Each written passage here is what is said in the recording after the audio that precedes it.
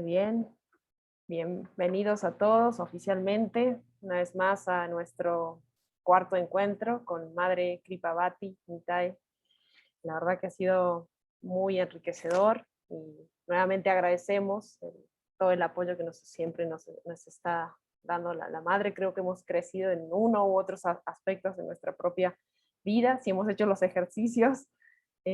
Así que le damos la bienvenida nuevamente a la Madre en este cuarto encuentro y vamos a hacer tal vez un pequeño resumen de lo que se tratará el encuentro del día de hoy. Tenemos una sorpresa y bueno, aprovechemos mucho este último encuentro para poder justamente mejorar eh, como seres que hacemos este servicio, como devotos, y también poder ayudar a otras personas en este lindo servicio y lindo y desafiante servicio de Vaishnavas Care. Así que muchas gracias a todos nuevamente por la participación y comenzamos. Madre Kripavati, Nitai, por favor.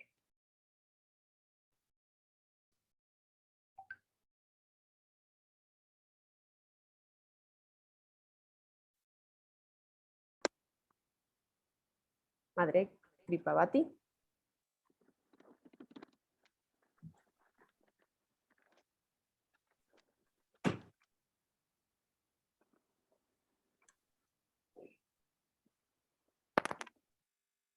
Me parece que se cayó la madre, cayó la conexión.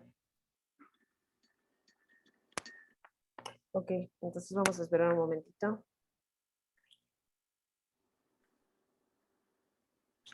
Que vuelva a ingresar. El día de hoy me comentaba la madre que no necesariamente vamos a necesitar un papel y una pluma, pero si alguien lo quiere tener a la mano, vamos a hacer otro tipo de ejercicios hoy. Entonces, bienvenido Rodrigo, ¿cómo estás? Qué bueno que nos acompañas una vez más. Muchas gracias, Haribol. Haribol. Lila Shakti.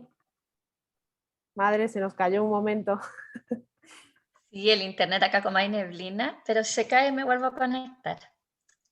Sí, perfecto. Entonces, si nos quiere comentar un momentito de lo que estaremos abordando hoy, ya podemos comenzar con el encuentro. El taller de hoy, Hare Krishna, un gusto volver a verlos. Comentarles que el taller de hoy tiene la particularidad de que vamos a hablar de un tema que es necesario abordar cuando uno va a trabajar con personas en estado terminal, pero que también nos va a servir para todas nuestras vidas, que tiene que ver con la intervención en crisis de impacto social, ¿ya? Toda crisis es una circunstancia o una situación que lleva a un proceso de adaptación. El tema es que las crisis son necesarias en nuestra vida para adaptarnos y son parte de la vida, ¿ya? La idea de que nosotros podamos trabajar estos temas de cómo abordar las crisis es porque para poder abordar o acompañar de forma efectiva a una persona en estado terminal, nosotros estamos obligados o tenemos el deber ético de poder entender cómo funciona una crisis y cuál es la forma adecuada de intervenir en una crisis. Muchas veces nosotros creemos que siendo amigo de alguien que lo está pasando mal, lo vamos a ayudar. Muchas veces entendemos que no, si yo solamente lo acompaño, estoy ahí, lo voy a ayudar. Pero cuando una persona está pasando por crisis, como muy bien decía Madre Sanguita, a veces hay necesidades personales que van a interferir en la relación. La persona a veces va a querer estar sola, en otras oportunidades sus necesidades van a ser muy distintas a las que nosotros vamos a recordar de la misma persona en un estado de no enfermedad. Y por lo tanto, uno tiene que salir del rol de amigo, salir del rol de familia y pasar a ser un acompañante. Y para eso uno tiene que tener claro cómo funcionan estos procesos de crisis. La mejor forma de entenderlo es vivirlo de forma personal. Entender cuáles son las crisis que vamos a cursar durante nuestra vida y cuáles son las crisis que podrían afectarnos, que son no esperadas y que son las que tienen más impacto.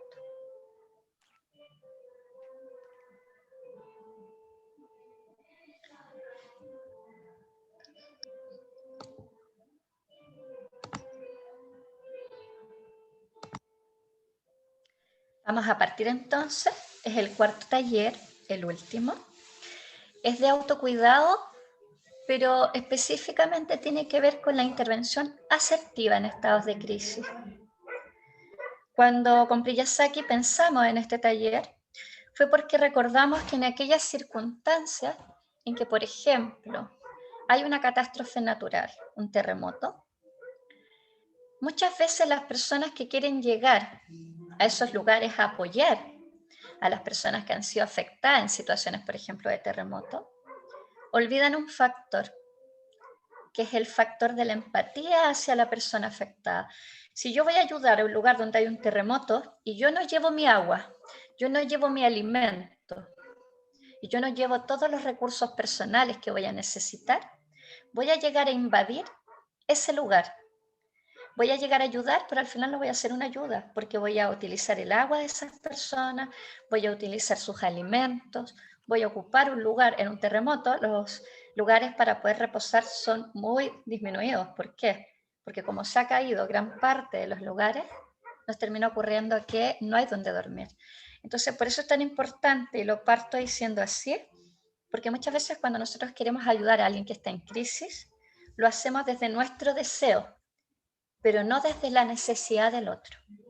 Para ser un buen cuidador, el primer planteamiento que tenemos que tener es cuál es la necesidad de esa otra persona, que incluso puede ir por sobre mis necesidades personales.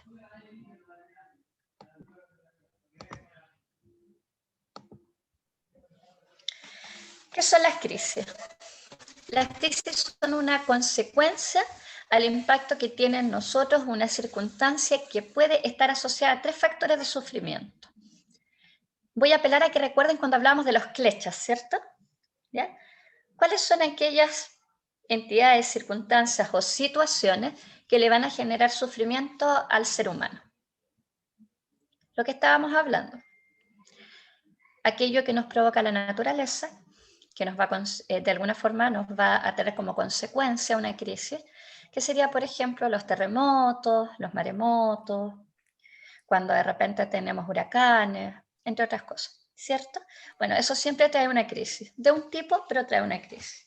También aquellas circunstancias que nos generan otras entidades vivientes, otras personas, otros seres vivos, y que nos pueden traer crisis también muy impactantes. La violencia intrafamiliar, por ejemplo, ¿ya? O cuando uno ve sufrir a un niño, los abusos, el alcoholismo, la drogadicción, entre otras cosas, ¿sí? Los trastornos psicológicos, ¿sí? Y por otro lado, hay otro tipo de crisis que es generada por uno mismo, ¿ya? Es un sufrimiento que nos causamos nosotros mismos, con nuestros anartas, con nuestras dificultades, con nuestros apegos.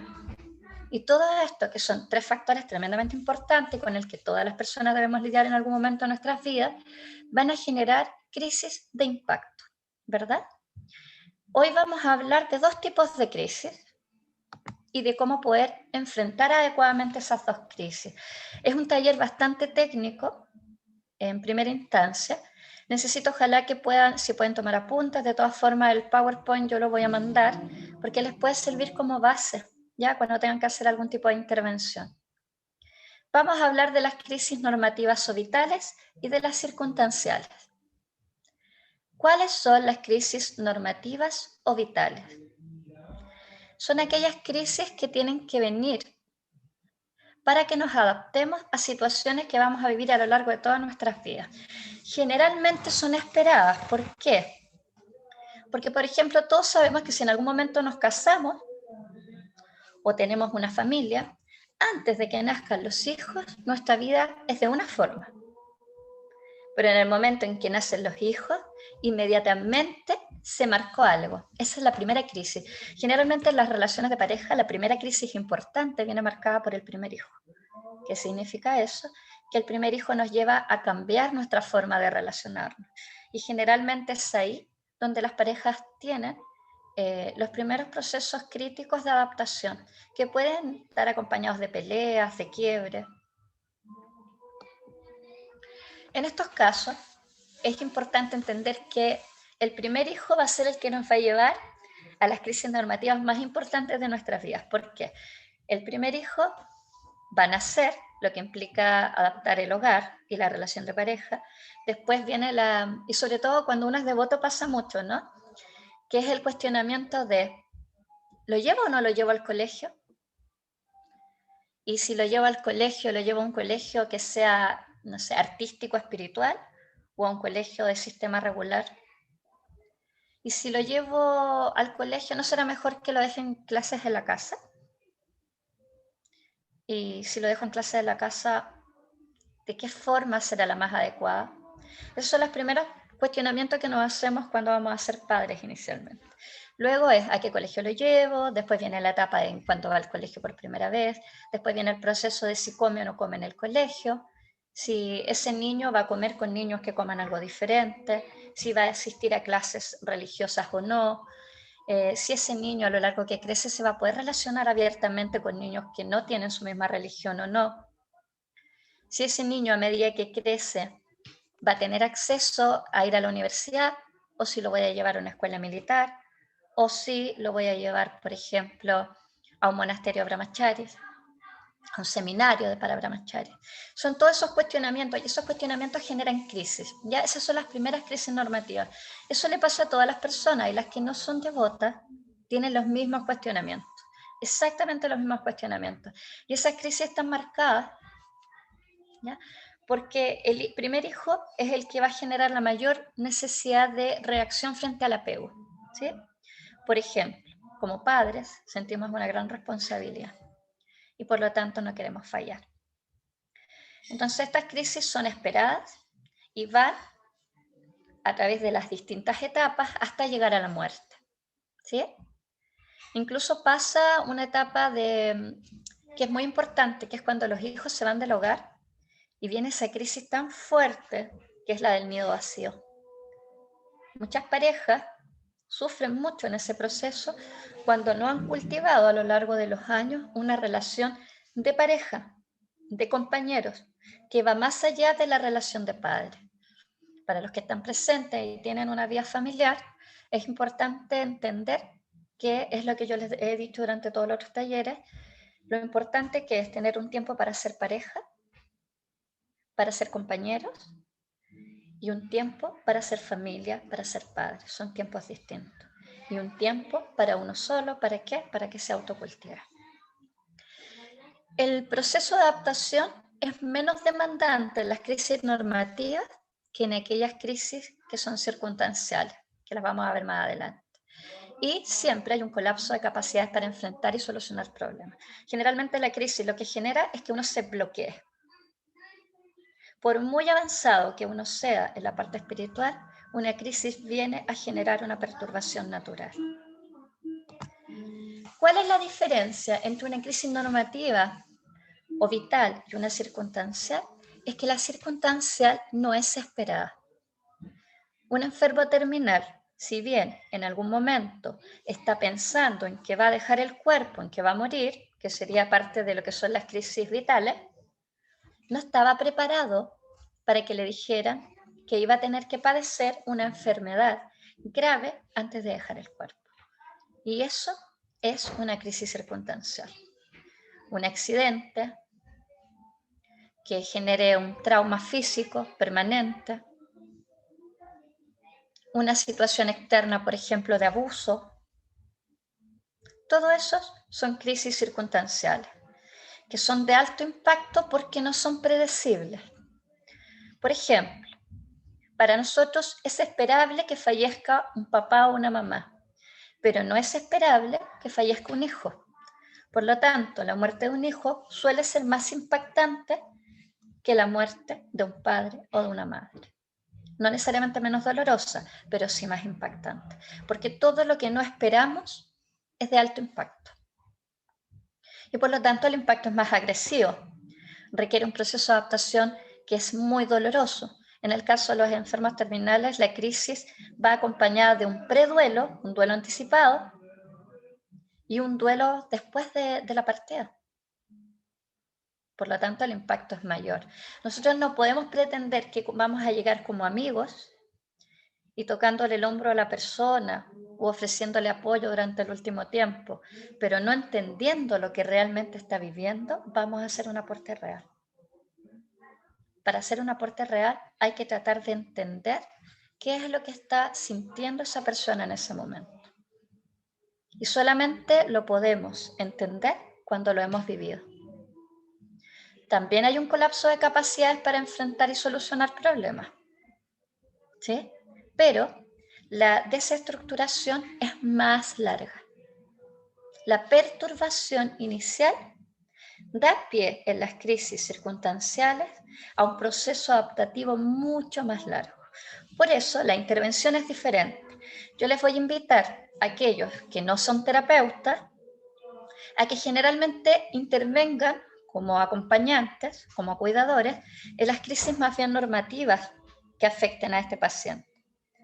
Pero en aquellas crisis circunstanciales que requieren otro tipo de terapia de apoyo, que de alguna forma se apoyan en los grupos de terapia que hay en su comunidad, en los profesionales que estén trabajando en esa área y obviamente hagan la derivación pertinente, ¿sí? Porque si no el nivel de desgaste es muy alto.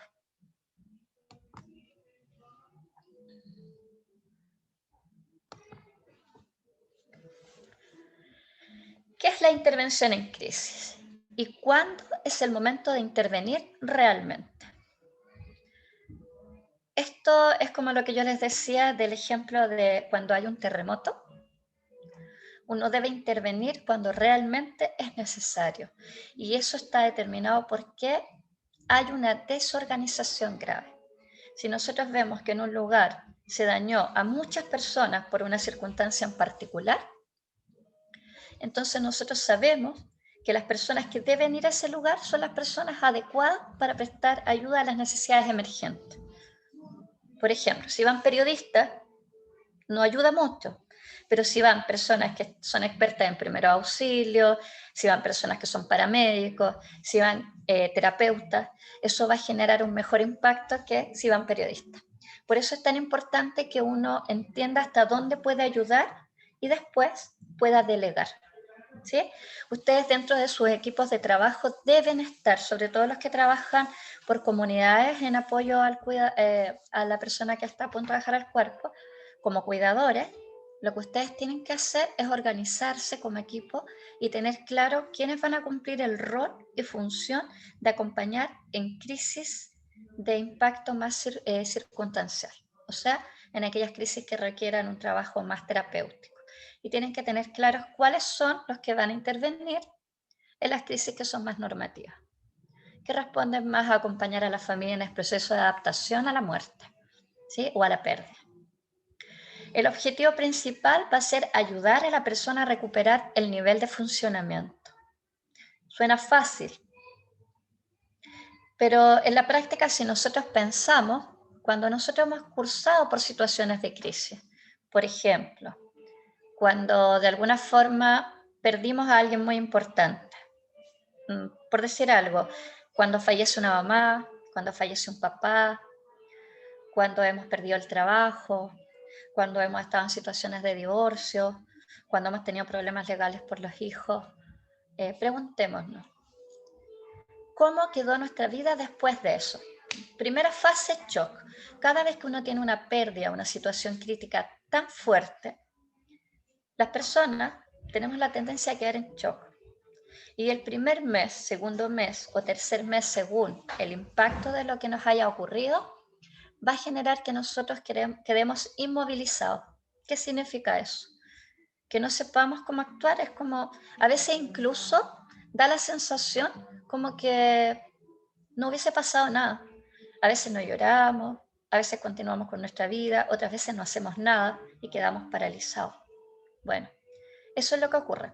La inmovilidad genera que bloqueemos nuestras capacidades de poder dar respuesta a una situación o una necesidad urgente. Y dejamos de trabajar adecuadamente, dejamos de ir a hacer las compras, dejamos de relacionarnos espiritualmente con las personas. Viene todo un proceso de enlentecimiento de nuestras facultades que va a impactar en nuestra vida en general. En ese momento, recuperar el funcionamiento, el nivel de funcionamiento que necesitamos para dar la respuesta adecuada en nuestra vida es crucial, pero a veces necesitamos de que alguien nos apoye. En un enfermo terminal, la idea es promover la organización para mejorar el funcionamiento durante el tiempo que le queda de vida. ¿Ustedes se imaginan lo impactante que debe ser que a uno le digan que eso que pensó que tenía, que era operable, no lo es? Y que eso que tenía, que parecía una enfermedad simple, en realidad es una enfermedad terminal. Y que a uno le digan que le puede quedar de 3 a 6 meses con suerte. ¿Se imaginan si en este momento de su vida hagan el ejercicio? Cierren los ojos. Cierren los ojos, imagínense. Están en un lugar que es una sala médica, el médico tiene unos exámenes en la mano y les dice, ¿está acompañado o está solo? Si usted anda solo, le tengo que dar una noticia, pero si está acompañado, preferiría que entre la persona que lo acompañe. Y cuando la persona está adentro, el médico saca el examen y le dice, no le tengo buenas noticias. En realidad la biopsia informa que lo que usted tiene es un cáncer terminal.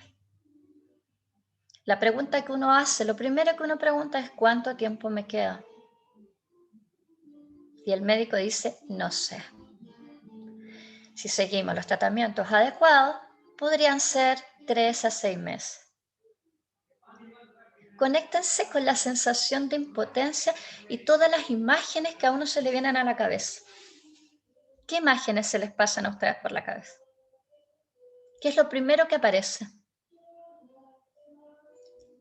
Rodrigo, ¿qué le aparece a usted? Hijos, los que dependen Los de ti. hijos. Sí. Y los que no tienen hijos, ¿qué se les pasa ahí por la cabeza? ¿En qué piensan? ¿En quién?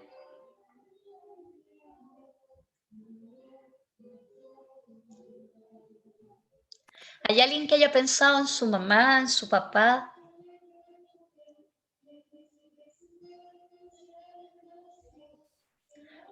A mí se me Antártica, ¿en vino, qué pensó usted? a mí se me vino cómo puedo aprovechar mejor para mi vida espiritual, como directamente fue lo que se me vino a la mente. De hecho, uno puede pensar hasta en el maestro espiritual, ¿no? Es como, queda tan poco tiempo, tal vez no lo voy a volver a ver nunca más. Yo hoy día me levanté pensando, ¿volveré a ver a mi gurú alguna vez? Y creo que una de las cosas que a uno le pasa en el momento en que le avisan algo tan impactante tiene que ver con el cuestionamiento de la vida, de lo que ha hecho, de lo que no ha hecho. Por ejemplo, el que piensa en los hijos, no solamente piensa en que se van a quedar solos, sino que piensa en todo lo que tiene pendiente. ¿Les tengo seguro? ¿No les tengo seguro? ¿Podré sacar un seguro ahora? Porque ya con la enfermedad decretada tal vez no puedo sacar seguro. Uno piensa, ¿con qué los voy a dejar? ¿Qué van a sentir? Uno piensa en la mamá y el papá y piensa en que ellos no están preparados para que uno parta. ¿Quién los va a cuidar? Uno está preparado para que se vayan los padres, pero no para que se vayan los hijos. Uno piensa, por ejemplo, lo que decía Cantar, que me queda tan poco tiempo, me quedo acá, dejo a mi familia sola y me voy a vivir mis últimos momentos, no sé, al Santo Damme. ¿Qué hago? Bueno, ese es el impacto. Y la verdad es que cuando todo eso viene a nuestra vida, el enfermo terminal, su habilidad para dar respuestas asertivas disminuye muchísimo y viene una desorganización grave, que va acompañada también del proceso de duelo personal, porque una persona que está en estado terminal debe hacer el duelo a la vida. Qué terrible debe ser ese proceso de hacer duelo a la vida en tan poco tiempo. Pero si va bien acompañado, puede ser un momento enriquecedor, incluso liberador del miedo. La idea sería ahí promover la organización para mejorar el funcionamiento durante el tiempo que le quede de vida. O sea, centrarlos en las necesidades de la persona que está en estado terminal.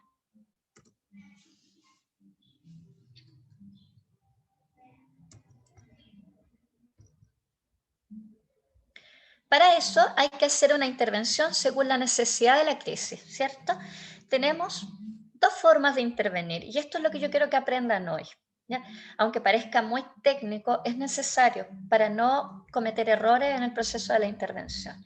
la primera instancia y la segunda instancia. La primera instancia es el tipo de intervención que creo que como equipos de cuidadores podríamos ejecutar y que también la podemos hacer de forma individual si nosotros tenemos un familiar en estado terminal, que tiene que ver con los primeros auxilios psicológicos, ¿ya?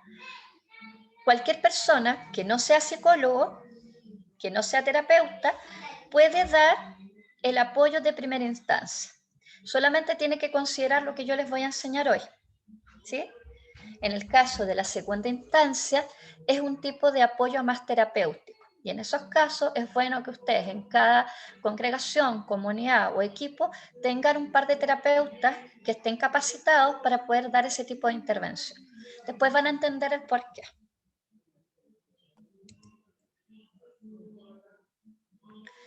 ¿Cuáles van a ser los pasos para una primera intervención en crisis? Los primeros auxilios psicológicos. La idea es entender que como se disminuyó demasiado la capacidad de reacción, nosotros lo primero que tendríamos que hacer es restablecer el enfrentamiento. O sea, que esa persona que está pasando por una crisis sea capaz de volver a enfrentar la vida y decir, no, yo soy capaz, yo puedo con esto. Que va a incluir, obviamente, el control de los sentimientos, porque vienen sentimientos. Los sentimientos son reacciones que van a surgir después de varias emociones, ¿no? Pero van a surgir sentimientos muy profundos, ¿ya? Van a haber sentimientos encontrados de amor, de odio, de rabia, de desesperanza, y es necesario poder hacer un acompañamiento hasta que lleguemos a la etapa de equilibrio, que es la aceptación del duelo y del preduelo, y en ese proceso ser constantemente acompañadores o contenedores de las emociones y comenzar el proceso de solución de problemas. ¿Sí?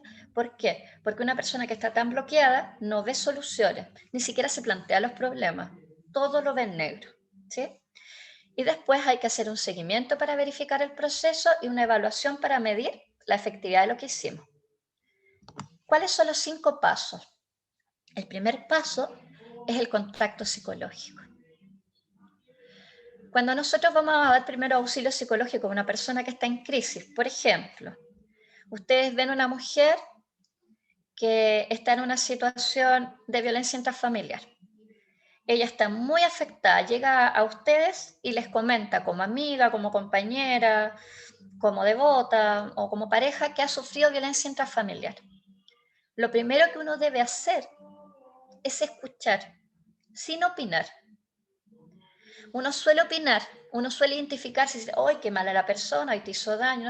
En ese momento yo estoy ya interviniendo de forma inadecuada. Lo primero que hago cuando alguien está en crisis, si una persona me comenta que tiene una enfermedad terminal, no le digo pobrecito, pucha, ¿qué puedes hacer? No hago esos comentarios. Primero escucho, veo, puedo tocarlo, puedo hacerle un cariño, puedo abrazarlo, pero lo que no puedo hacer es opinar sin antes saber qué es lo que le pasa, qué es lo que siente.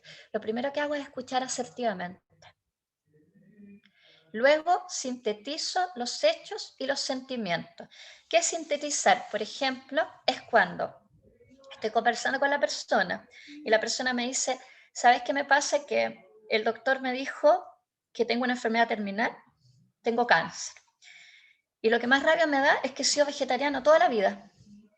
Y peor todavía, es que me he cuidado, hago deporte.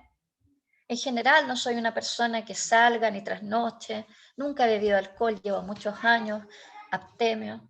Y me da mucha rabia. Me da mucha rabia porque afuera hay mucha gente que se porta muy mal y están felices de la vida.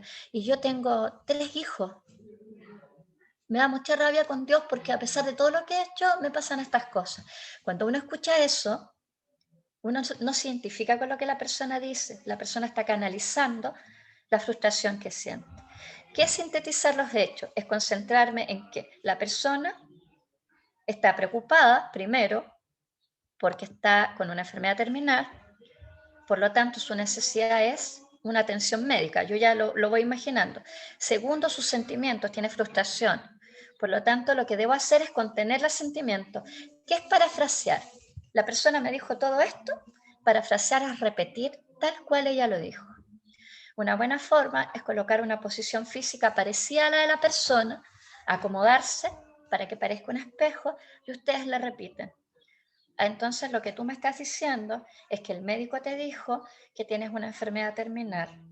Tú te sientes muy mal, muy molesta, porque por lo que entiendo, tú has llevado una vida sana, en la que has comido bien, has hecho deporte y de alguna forma te has portado bien toda la vida. Entonces lo que tú crees es que es injusto porque siendo tú una persona regulada y hay otras personas que no son reguladas, ellas no se han enfermado y tú sí, que tienes 3 hijos. Y ahí, cuando yo hice eso, inmediatamente la persona se despierta.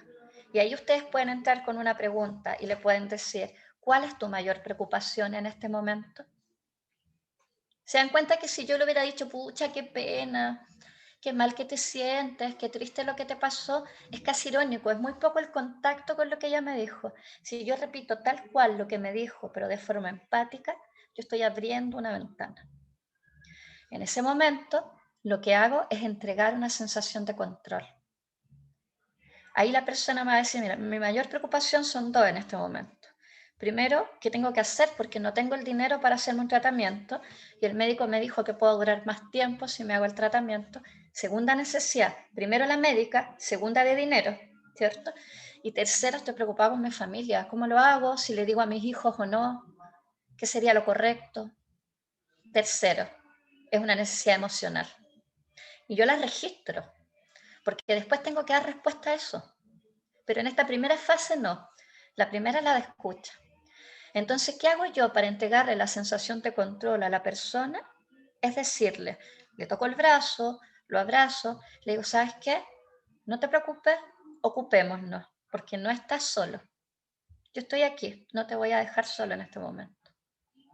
Entonces, ¿qué hago yo al hacer eso?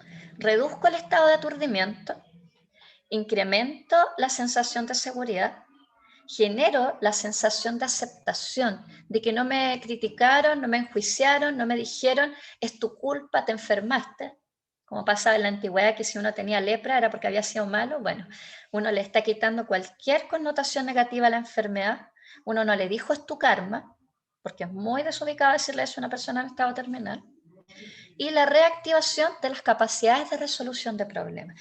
Yo cerrando la etapa de primeros auxilios psicológicos, entonces yo ahí voy a poder entrar y trabajar de una forma diferente con la persona. Entonces, como resumen, para dar los primeros auxilios psicológicos, nunca le cuento historias personales, porque eso significaría que yo salgo de mi posición de oyente y de aporte para tratar de hablar de mí mismo. Yo puedo contar mi historia cuando estoy en una situación abierta, compartiendo con alguien o en los talleres, pero cuando yo estoy hablando de algo tan íntimo como lo que le pasa al otro, yo escucho. Escucho, más que ser escuchado, escucho. ¿Sí? Porque no es el momento de intervenir desde otra área. Nunca soslaye las señales de peligro. Cuando uno da primer auxilio psicológico, tiene que pensar en que hay una alta probabilidad de que esa persona se quiera suicidar. ¿Ya? Una persona que está en una crisis por violencia intrafamiliar, por enfermedad terminal, por abuso, por duelo, por un accidente, es una persona que está tan aturdida que para tratar de liberarse de aquel dolor se puede suicidar. Por lo tanto, lo primero que como cuidadores deben saber es que muy pocas personas en la vida quieren llegar a fallecer de una enfermedad terminal. Por lo tanto, es muy probable que esa persona en algún momento se le cruce por su cabecita la idea de suicidarse. ¿Ya? Así que cuando uno está interviniendo en crisis, tienen que tener ética profesional. ¿Qué significa eso? Entender que cualquier signo de que la persona se puede suicidar es real. Aquí les voy a cortar un mito, ¿ya? Hay un mito que antiguamente se manejaba en el área de la psicología y la psiquiatría, que decía que aquella persona que dice que se va a matar es porque no se mata. ¿Ya? Hoy en día, en Chile, en nuestro país, nosotros hemos tenido un nivel de suicidios tan alto que hemos aprendido que en realidad hay muchos rasgos que nos permiten ver que alguien sí se va a suicidar. Y puede que avise, puede que no. En Chile, en este país, la gente se está suicidando entre los 20 y los 40 años.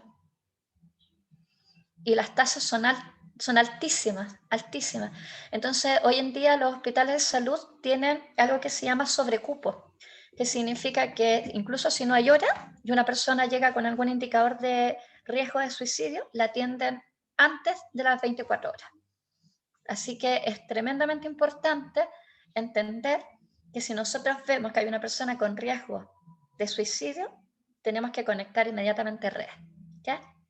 ¿Cuáles son los riesgos? Si la vemos muy desanimada, si no quiere alimentarse. En el caso de los adultos se nota, los niños es distinto porque son irritables, pero en el caso de los adultos dejan de comer, pierden el ánimo, algunos lloran, otros están planos, no se les nota en la cara ninguna expresión ni de alegría ni de tristeza, y en algún momento se empiezan a despedir.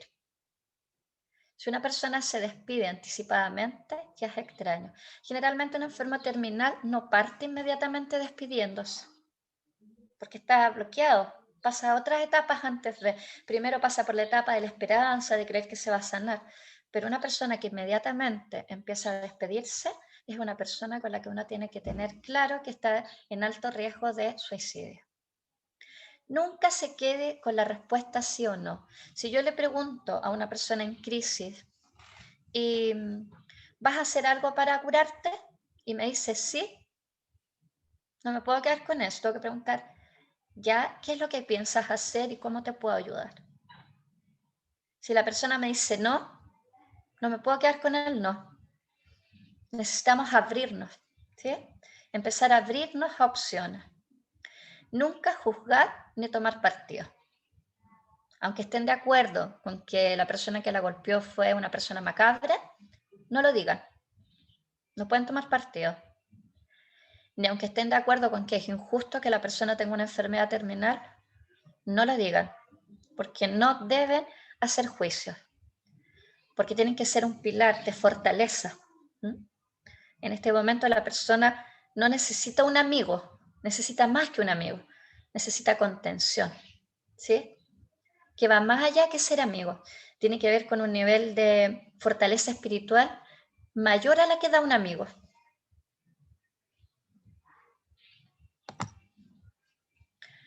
Después que yo ya hice todo eso, que ya di el apoyo psicológico, que veo que la persona está más calmada, que puede respirar, entonces la persona está preparada para un análisis de las dimensiones del problema. Y eso no tiene que ser el mismo día, uno puede dejar pasar un tiempo para eso. Puede ser al otro día, puede ser 2 días después, pero obviamente ese tiempo que pasa entre la primera intervención y la segunda, tiene que haber un monitoreo, uno tiene que estar atento a cómo está la persona. Generalmente los seres humanos nos demoramos de 6 a 9 horas en procesar información tan relevante. Después de 6 a 9 horas, incluso lo que estamos aprendiendo en general, tiene un impacto físico y emocional en nosotros. Por ejemplo, a veces uno hace talleres emocionales, las personas terminan el taller y después de 6 horas les duele la cabeza. Eso es porque uno se demora en procesar. Ustedes piensen que ya hicieron la intervención psicológica y ahora viene el paso 2, que es el análisis de las dimensiones del problema. ¿Qué es lo que digo yo? Como la persona que está dando los primeros auxilios psicológicos. Yo pienso y digo, ya hice contacto psicológico, ahora tengo que ver cómo lo ayudo. Para ver cómo lo ayudo, tengo que entender la situación. Entonces voy a llevar un registro o una tabla. Estas son las 3 cosas que hay que preguntarle a la persona. Primero, ¿qué pasó? ¿Qué generó ese problema? ¿Cuáles son las fortalezas y las debilidades? Si estoy hablando con una persona en estado terminal, le diría, cuéntame, ¿cómo han sido tus últimos meses y por qué fue que llegaste al médico? ¿Ya? ¿Tienes algún seguro? ¿Te mandaron en el trabajo? ¿Tuviste algún dolor? ¿Ya? ¿Y cómo te sientes para enfrentar esto? ¿Te sientes capaz o no? ¿Qué es lo que tú quieres? ¿Cuáles son tus debilidades y tus temores? Cuando yo tengo claro eso, yo me voy a analizar el presente. Hablemos ahora de los recursos que tú tienes.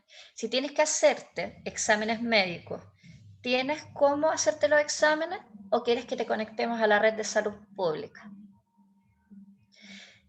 ¿Quiénes son las personas que te pueden ayudar en esta área? ¿Y cómo te sientes emocionalmente ahora, en este momento, para enfrentarlo? De ese análisis yo tengo que anotar ahí a todas las áreas a las que como cuidador voy a tener que recurrir para apoyarlo. Si ustedes son un equipo de trabajo, ustedes pueden tener una ficha, ¿ya?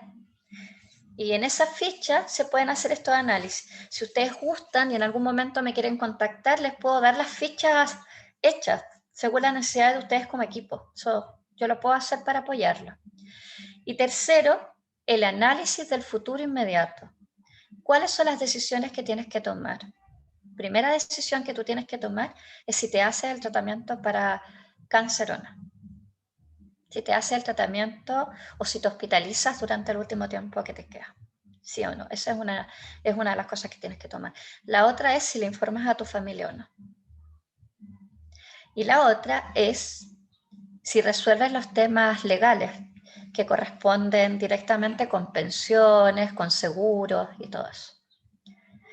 Muchas veces las personas que están en estado terminal se van y no han dejado nada resuelto.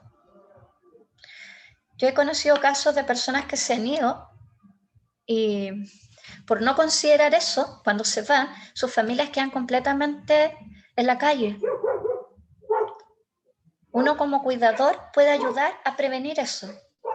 Y para eso lo que uno hace, el objetivo, es de orden jurídico. ¿Qué significa eso? Uno ve las necesidades inmediatas y las necesidades posteriores. ¿Qué es inmediato? ¿Qué es urgente? Tiene que ver con el tratamiento, con las hospitalizaciones, con el dolor, y también tiene que ver con que la familia se vaya preparando.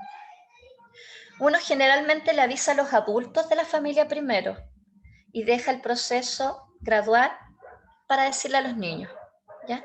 Pero uno suele avisarle primero a las figuras adultas, no sé, a la esposa, a los hijos adultos, a los padres, porque ellos van a tener que acompañar a la persona en este proceso de enfermedad.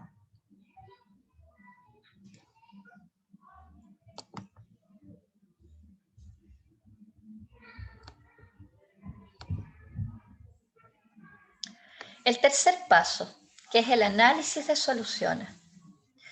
Acá hay que ser muy prácticos, ¿ya? Esto lo puede hacer cualquier persona que sea o no sea profesional en el área de la salud o psicológica, que tiene que ver con preguntarle a la persona qué es lo que ha hecho hasta el momento. Si ya está con el tratamiento médico, si está tomando algún tipo de medicamento, dónde se está quedando, y uno examina qué es lo que se puede hacer ahora.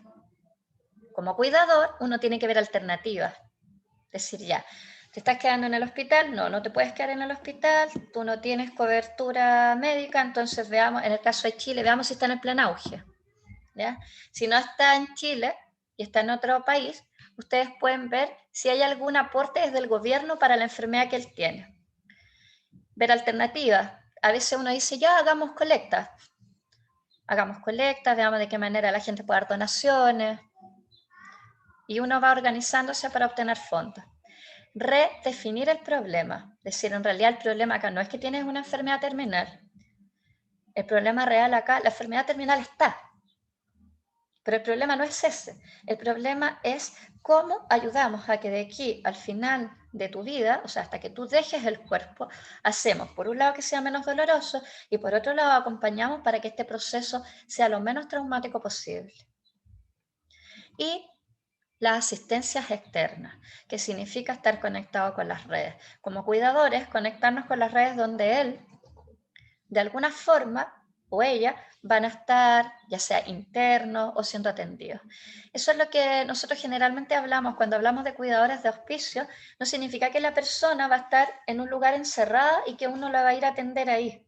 Hay personas que van a morir a sus casas.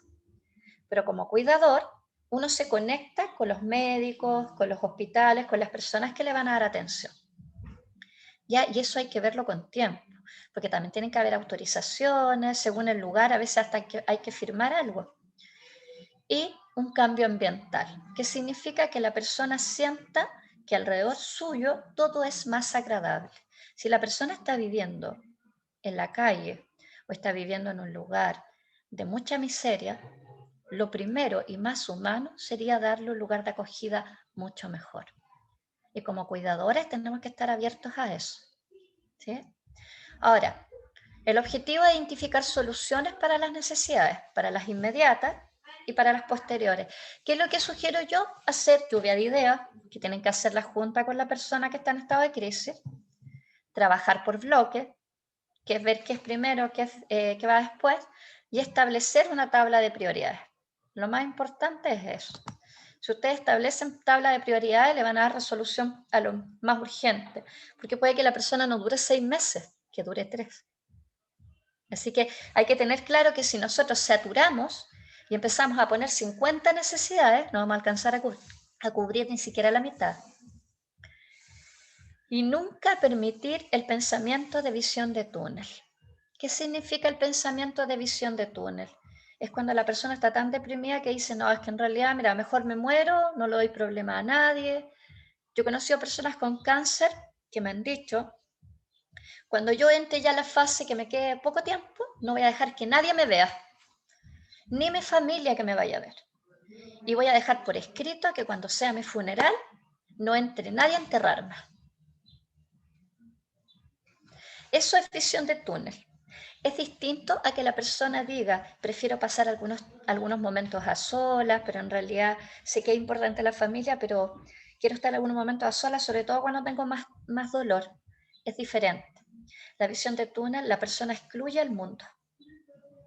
Y eso es síntoma de que está realizando un duelo anticipado sobre su partida que es inadecuado, porque no permite que su familia haga el duelo, pero por otro lado no se permite a sí mismo procesar la partida. Así que ahí hay que intervenir y ahí ustedes pueden derivar también para que otra persona que tenga a lo mejor una expertise en el área psicológica pueda de alguna forma acompañarla. O en otros casos, por ejemplo en el caso de Madre Sanguita, personas como ella que puedan intervenir con la persona y lograr que se abra, ¿ya? Porque hay que tener un tacto muy especial para llegar a una persona que está tan cerrada. Nunca olvidarse de los obstáculos, dejar obstáculos de lado, por ejemplo, decir, ahora yo me preocupo de que tú vayas al médico, pero en realidad me da lo mismo lo que pase con tu familia, ¿no? Eso que lo vea otra persona. Si trabajan ustedes como equipo, unos se encargan de la familia, otros se encargan del acompañamiento médico, ¿me entiendes? Otro de la parte espiritual, pero no se deja nada de lado. Y como les decía, no saturar, priorizar, pero no saturar.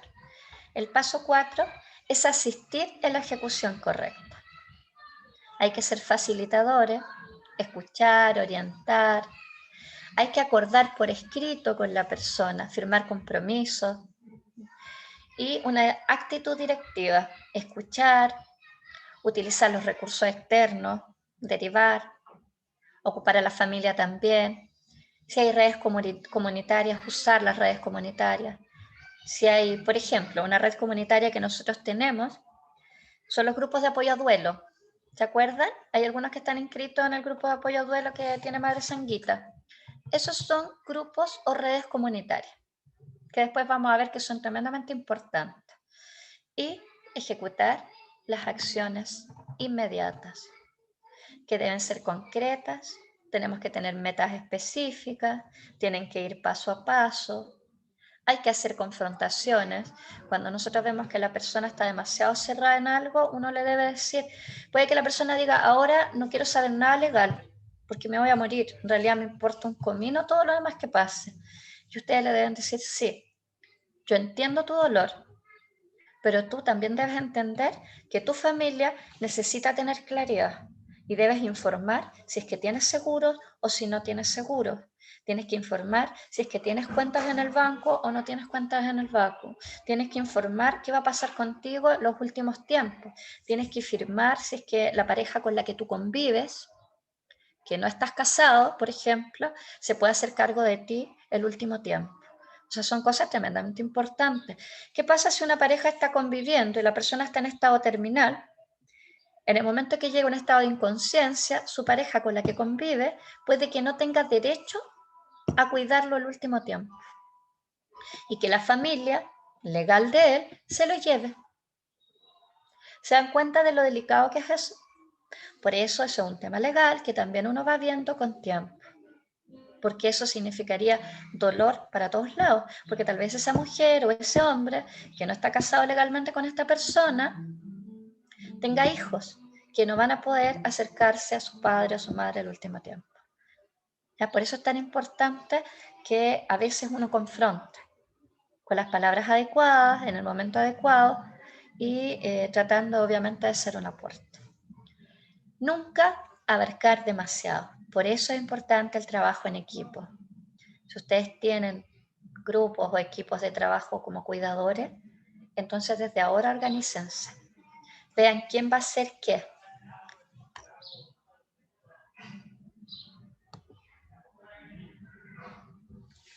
Y el paso 5 es el seguimiento. Hay que asegurarse de la veracidad de la información, hacer seguimiento, que exista retroalimentación. Es posible hacer retroalimentación por teléfono, pero generalmente lo ideal es que uno pueda tener contacto directo con más de un informante. No solo con la persona enferma, sino que también con otros miembros de la familia.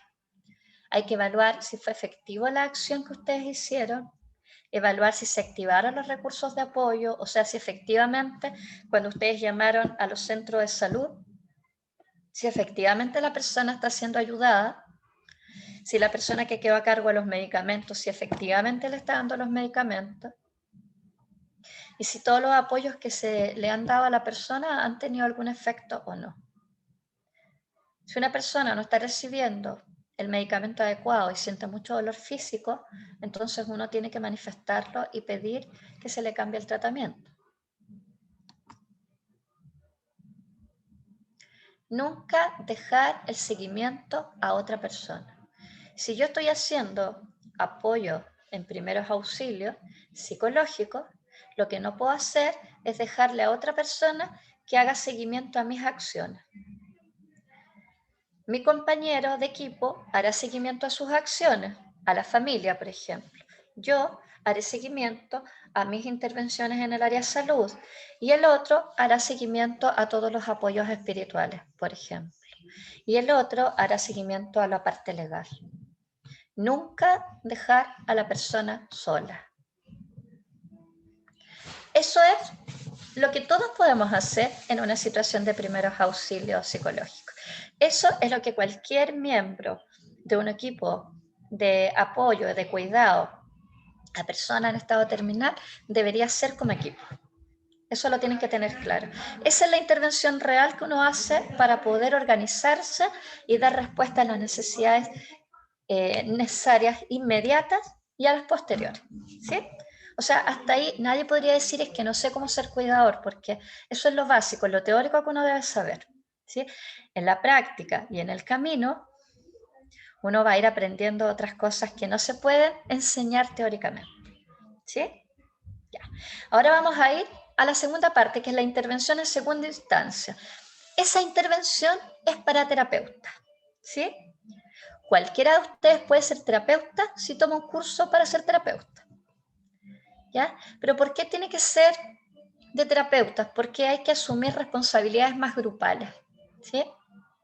Que lo que conversábamos delante con Candárpica, de repente uno puede ser terapeuta en constelaciones familiares, lo que he hablado con el Prabhu Intermohan Rodrigo, que uno puede ser terapeuta en adicciones, uno puede ser terapeuta en distintas áreas. El terapeuta es aquel que está capacitado para hacer terapia. La terapia es un proceso en el que uno coloca objetivos, metas, ataca efectivamente una debilidad del paciente y la interviene. Sesiones a sesiones con estrategias específicas para llegar a obtener metas y resultados que tienen un impacto positivo en la vida de la persona. ¿Sí? No es especulado. Yo no puedo ser terapeuta si es que no tengo una capacitación.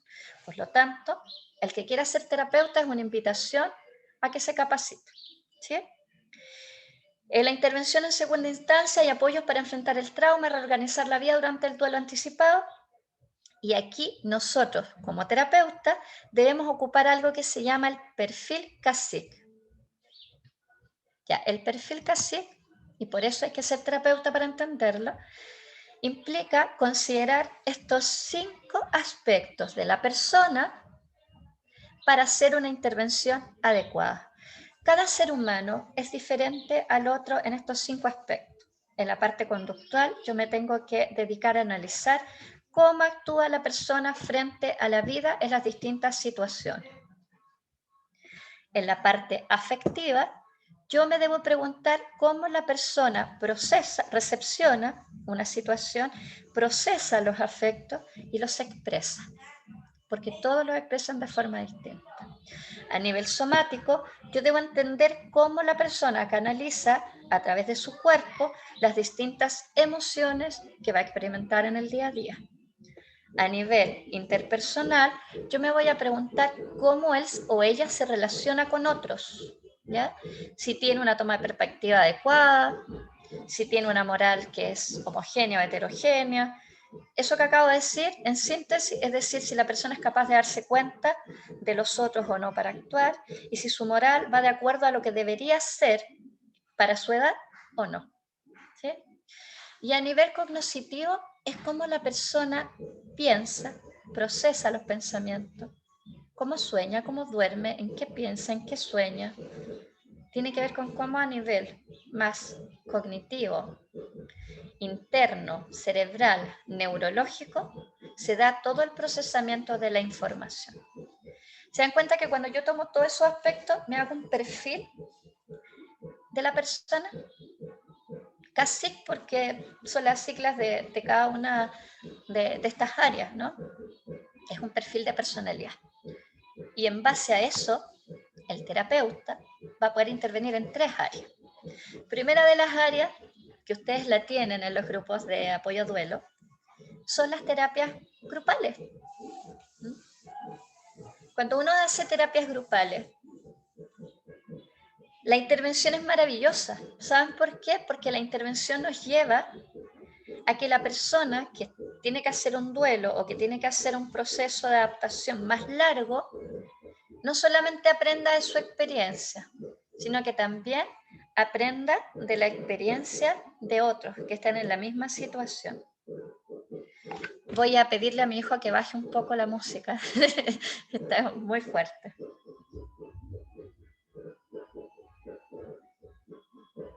El problema de tener 5 músicos en la casa.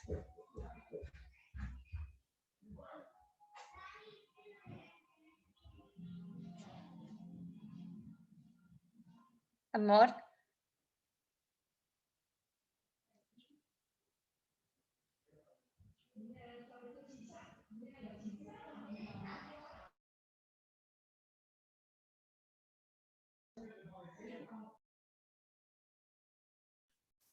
Si alguien tiene alguna duda, también la puede ir preparando. Ya en un momentito entramos en la sesión de preguntas y respuestas.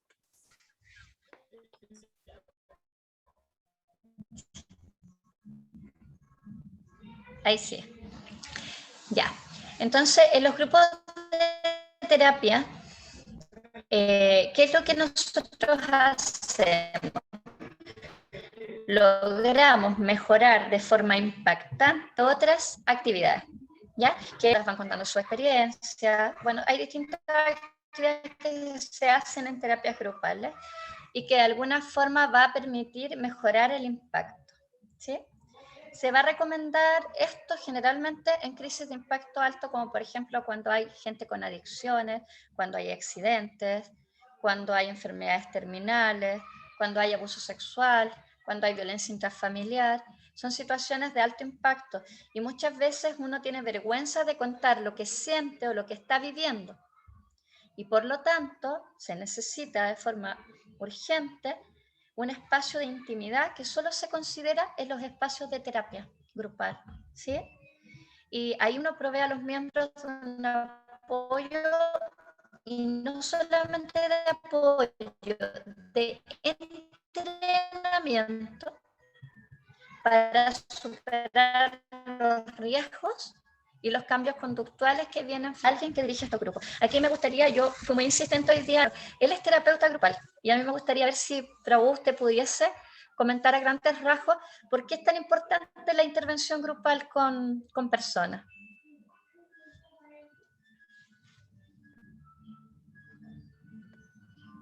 Madre, disculpe, me habló a mí, ¿cierto? Que se le escuchaba Sí, ahí como... le hablé. Sí, le decía que para mí es importante que usted pudiese comentar, usted es terapeuta grupal, ¿cómo impacta cuando una persona aprende de otra en su proceso de vida? Sí, algunos le llaman el aprendizaje vicario o la universalidad que se da en un grupo terapéutico, en el cual las personas pueden ver el reflejo, el efecto espejo en los demás participantes, que la situación que a mí me ocurre no es particular, sino que es universal. Ujú. Sí. Y vas compartiendo tu experiencia y te das cuenta que no eres el único, y que tu experiencia que estás viviendo, aunque sea traumática, otras personas también la han vivido. Eso es lo importante. Y las personas ya dejan de sentirse así como, oye, esto me pasa solamente a mí. Ujú. Muchos llegan a la terapia en el proceso de la negación, como en el primer momento del impacto. Entonces, ahí empiezan a bajar un poquito la ansiedad, al darse cuenta que esto que me pasa a mí también le pasa a los demás. Y empieza a haber un avance. Y esto del aprendizaje vicario, cuando los grupos no son cerrados, sino que son abiertos, ¿cómo se llama? La circunstancia que los que llevan mucho más tiempo pueden aportar en sus experiencias ya avanzados a los que llevan menos tiempo. Entonces hay un aprendizaje. Eso a grandes rasgos. Eso viene a responder, Clau, a lo que hablábamos, de que hay ciertas crisis que son tan impactantes que requieren de un apoyo más grupal. Sí. Y por lo tanto, ese apoyo grupal tiene que tener el manejo y el dominio de una persona que tenga una expertise distinta. Uh-huh. Cualquier persona se puede llegar a capacitar para ser terapeuta, pero tiene que tener esas herramientas para hacer un trabajo grupal. Es necesario porque son herramientas de manejo de situaciones muy estresantes a nivel interno, de que las personas lloren, de que no llore uno, lloren varios, de que de repente manifiesten un deseo suicida, de cómo manejarlo. Y si uno no está preparado, eso le impacta emocionalmente. Por eso es que ustedes tienen que separar lo que son los primeros auxilios psicológicos de lo que es la intervención en segunda instancia. ¿Ya? Ustedes todos pueden hacer primeros auxilios psicológicos, pero no todos podemos hacer la intervención en segunda instancia, pero sí podemos hacer la conexión, ¿sí? O sí podemos capacitarnos para ello. Una buena forma de aprender es participar en terapias de grupo. Yo creo que aquellos que han tenido duelos pueden participar en los grupos de duelo y darse cuenta de que son espacios de mucha intimidad. Madre, disculpe, hay ¿Sí? una cosa también que ¿Pero? se puede ir aprendiendo, a lo mejor como un barniz o un primer acercamiento a lo que es una terapia grupal, terapias que sean de autoconocimiento.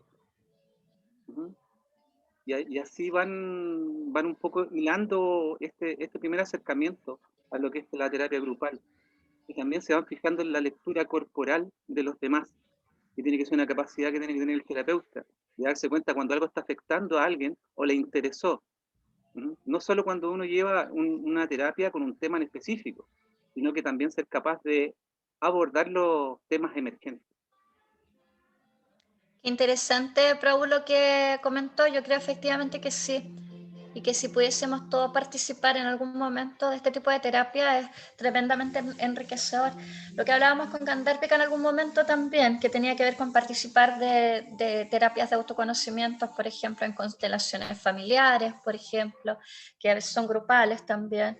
Hay distintas formas de hacerlo y realmente es muy productivo para uno, porque la mejor forma de aprender, de verdad que sí, se los digo, el mejor aprendizaje no es el teórico. Yo les puedo dar conocimientos teóricos, pero la mejor forma de aprender es en la práctica, ¿sí? Es la mejor forma. Interactuar, aprender, acercarse a personas que de alguna forma estén en estos procesos y que ya hayan empezado a ser cuidadores, es lo mejor que uno puede hacer. Y otra forma de intervenir, obviamente, sería la intervención a nivel familiar, ¿ya? Cuando uno dice que puede dar contención a una persona en primeros auxilios, incluso familia en primeros auxilios, es distinto a hacer intervenciones familiares. La intervención familiar es muy delicada porque tiene mejor proyección ¿ya? Mejor pronóstico, como decimos los terapeutas. O sea, mejor pronóstico significa que hay mejores resultados cuando uno hace una intervención temprana en una familia que cuando uno hace una intervención después de mucho tiempo en que ha avanzado el daño, ¿ya? Si, por ejemplo, hay una persona que está en estado terminal y quiere que nosotros intervengamos con la familia cuando le queda prácticamente, no sé, una semana de conciencia, nosotros no vamos a ser capaces de poder llevar a cabo una terapia de perdón de esa familia antes de que la persona fallezca o deje el cuerpo o se vaya. ¿Ya? ¿Por qué? Porque es demasiado poco el tiempo, dejó pasar mucho tiempo para informar lo que le estaba pasando, para avisar, y vamos a tener que lidiar obviamente con muchos factores personales en esa familia y con el perfil cacique de cada uno de ellos. Imagínense en una familia de 7 personas, si uno le hace el perfil cacique a 7 personas, y uno trata de hacer un plan de intervención de primeros auxilios psicológicos, se puede. Pero si yo trato de hacer una intervención terapéutica en 7 personas diferentes y no tengo la expertise, ya hacer el perfil va a ser agobiante. Después establecer estrategias individuales que tengan un impacto grupal es otro trabajo. ¿Se dan cuenta? Y también el tratar de identificar los riesgos de suicidio y de reducir. Imagínense una mamá que se le muere un hijito de 7 años. ¿Cuánto incrementa el riesgo de suicidio en esa mamá? ¿Cómo lo manejamos? Tal vez ustedes no lo sepan, pero cuando uno hace una intervención en una persona que tiene depresión mayor con ideaciones suicidas, si esa persona empieza a tomar medicamentos para poder contener sus emociones, prevenir el suicidio, durante el primer mes en que está tomando los medicamentos, uno no debe hacer intervención psicológica porque incrementa el doble el riesgo de que se suicide cuando ha incorporado medicamentos. Esas son cosas que uno aprende en la práctica, ya, bueno, teórico y práctico también. Generalmente uno piensa que puede intervenir en una depresión al tiro. No, la persona necesita el medicamento para equilibrarse y cuando ya está compensada, está tranquila, ya ha pasado un tiempo de procesar y adaptarse al medicamento, porque el medicamento tú lo tomas hoy, pero a final de mes vas a estar ya más compensado. Entonces, si yo hago terapia mientras el medicamento no entro a estabilizar el ánimo, la persona se me puede ir. Y es mi responsabilidad como terapeuta. Por eso es tan delicado intervenir a nivel individual o familiar cuando uno no es terapeuta en una situación de segunda instancia. Les vuelvo a decir, en primera instancia, primero lo que es apoyo, primero auxilio psicológico, eso lo podemos hacer todos si seguimos los pasos que hablamos. Pero cuando yo quiero hacer un apoyo de segunda instancia, tengo que tener una preparación. Y la invitación es a que ustedes puedan hacer cursos para prepararse para poder trabajar en terapias grupales. Hay que establecer 3 tipos de conductas de riesgo. Primero, que tomemos acciones posteriores, muy atrasadas, ¿ya? Que sean acciones importantísimas y las tomemos demasiado atrasadas. 2, que es tremendamente importante, que tomemos decisiones no necesarias. Y 3, emprender acciones inadecuadas. Si lo lleváramos a ejemplos concretos, por ejemplo, una pareja que está en una situación para separarse, ¿sí? Esta pareja se casó de forma apresurada y lo primero que decide hacer es, a la primera pelea, se separa. ¿Pero por qué? Porque lo primero que hicieron fue retrasar acciones importantes, que era irse a vivir solos, estar un tiempo solos y después tener hijos. Esta familia tuvo hijos primero, después se casó, se fue a vivir donde los suegros. ¿Y qué es lo primero que pasa? Tiene la primera crisis, que es cuando nace el bebé, que yo les explicaba, una primera crisis normativa, nace el bebé, está viviendo con los suegros, y entonces la primera decisión no necesaria que toman, separarse.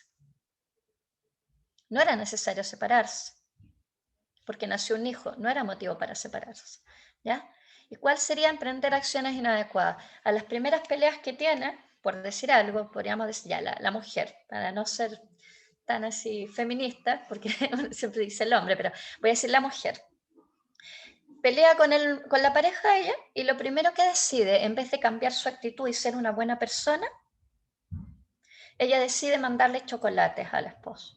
Eso es una acción inadecuada, porque ella no solucionó el problema.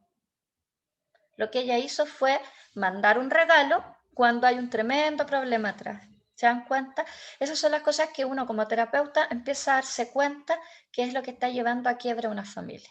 En una enfermedad terminal, por ejemplo, el retraso de acciones importantes sería, la persona sabe que va a llegar un momento en que va a estar terminal y gravísimo. La persona a lo mejor no quiere cuidados paliativos o no quiere que la hospitalicen, no quiere tratamiento para el cáncer, por decir algo, pero la persona no puede evitar mencionar a su familia o por lo menos a la pareja lo que viene. Lo que viene, aunque su deseo sea que nadie sepa, hay una persona de su familia que tiene que estar al tanto y es la persona que va a tener que cargar con todo lo que se viene. Porque si ustedes piensan y son muy conscientes, cuando una persona va a dejar el cuerpo, vienen deudas a cuestas. Y la persona que va a recibir esas deudas debe estar al tanto de lo que viene, porque si no puede quedar hasta en la calle. Toma de decisiones no necesarias. Estoy enfermo, lo que voy a hacer va a ser ir a viajar por todo Chile, por todo México, por todo Honduras, por toda Argentina, antes de mencionarle a mi familia lo que pasa. ¿Por qué una decisión innecesaria? Porque se va a llevar el dinero que serviría para otra cosa, se va a alejar de su familia y puede morir en cualquier lugar. Traer un cuerpo de otro país es tremendamente complejo. Y emprender acciones inadecuadas. Por ejemplo, si una persona que está con una enfermedad terminal, hay muchas cosas que tendría que tener como una prioridad. El tema de los medicamentos, el recurso, la familia, el hogar, los seguros, y la persona se coloca a despilfarrar dinero, sería una acción inadecuada. Hay que determinar cuáles son los problemas más relevantes, definir estrategias de fácil implementación, respuestas acorde a la necesidad de organización familiar y definir prioridades. No varía mucho entre una intervención y otra, lo que varía es el tiempo y la herramienta que vamos a utilizar. Y la otra forma de apoyo es la evaluación del resultado, ¿sí?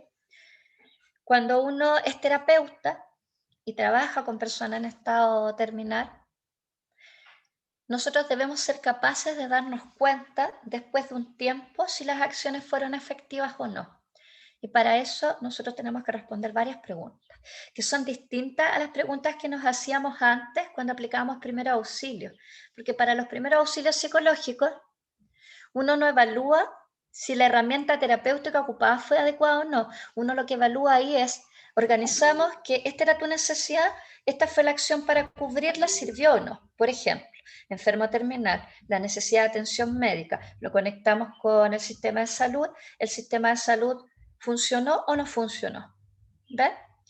Yo puedo intervenir, pero no estoy evaluando si yo fui la que dio la atención médica. No, y eso no necesitan ser médicos para dar primer auxilio psicológico. Acá, en terapia, yo pregunto, ¿existe un regreso al equilibrio de los sistemas de personalidad CASIC o no? ¿Fui capaz de estructurar a la persona en todas las 5 áreas de su personalidad? Eso tengo que tener la herramienta para hacerlo. ¿Cómo están las capacidades para enfrentar los problemas? Por ejemplo, ¿esta persona reorganizó su vida después de la pérdida?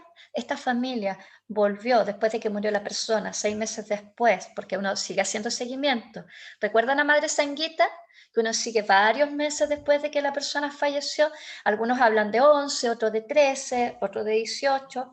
Va a depender de ustedes como equipo, ¿ya? Y se vuelve el conflicto inicial, se resuelve el conflicto inicial. O sea, el problema era un tema de duelo. ¿Lo resolvimos o no? Se incorporó lo ocurrido como parte de la experiencia de vida. Los terapeutas sentimos que hemos logrado avanzar con el paciente cuando la persona incorpora ese evento tan traumático de la vida como un aprendizaje en su vida. Y de ahí se fortalece como un fénix, sale y despliega otra vez. La persona se proyecta en el futuro, fase de aceptación en un estado de duelo por una enfermedad terminal, por ejemplo. Los objetivos, evaluar efectividad de la intervención, definir si es necesario evaluar nuevas estrategias de apoyo, etc.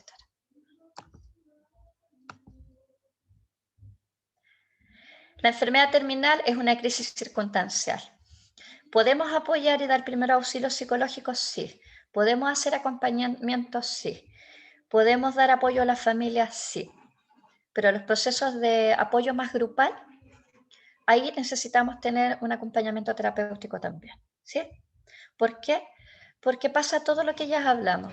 Hay cansancio, agotamiento, ansiedad, desorganización laboral, desorganización social, problemas familiares, cese de la actividad productiva, es mucho. Así que hay que abordarlo de forma muy profesional, con ética profesional. La pregunta es, ¿estamos preparados para apoyar en crisis? Y es aquí donde vamos a hacer un juego. Y yo necesito que sean muy proactivos. Necesito que sean capaces de ser voluntarios porque es muy simple. ¿Ya? Vamos a jugar con una tombolita. No Y vamos a aquí, romper principios. No es un aquí, juego de azar. Es lo que hablábamos con Candárpica. Ya, ¿quién quiere ser el primer voluntario? si gustan, pueden poner sus camaritas también para que sea más Sí, para personal. verlo. A pesar de que es un encuentro virtual, pueden poner sus camaritas y quien quiera participar, quita su mute y puede poner su micrófono. ¿Quién quiere ser el primer voluntario? Hare Krishna, madre. A ver. Hare Krishna. ¿Aditi? No, Amrita Ganga. Ah, María Ambrita. Ya, ¿cómo está? Muy bien, Le gracias. explico. Mire, yo Explíqueme. voy a poner en movimiento la tombolita, la ruleta, y usted me va a decir stop, ¿ya? Cuando usted diga stop, la pregunta que le salga, usted me la va a responder, yo se la voy a plantear y usted me la va a responder. Lo que usted diga va a estar bien, pero me va a permitir, y nos va a permitir a todos, poder ver cuáles son las mejores herramientas en esas situaciones, ¿ya? Le planteo inicialmente, nosotros estamos trabajando con una persona en estado terminal. Dígame stop cuando usted quiera. Stop. ¿Qué pasaría si un día usted va a ver a esta persona y la persona se muestra irritable, iracundo? ¿Qué es lo que usted haría?